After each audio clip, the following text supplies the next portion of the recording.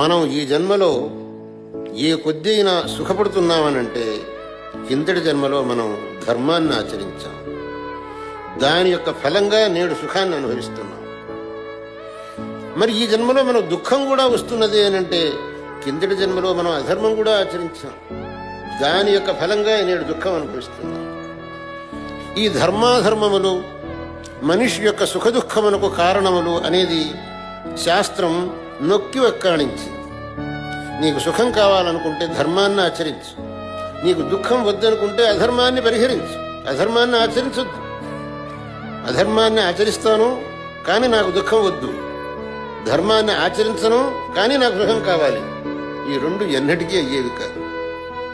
ఎలా ఉంటుంది అనంటే విద్యార్థి అనేవాడు నేను పుస్తకం ముట్టుకోను కానీ పాస్ కావాలి అని అనుకుంటే వాడి కోరిక ఎలా ఉంటుందో, నేను ధర్మాన్ని ఆచరించను కానీ సుఖంగా ఉండాలి అంటే అది కూడా అటువంటి కోరికే అవుతుంది.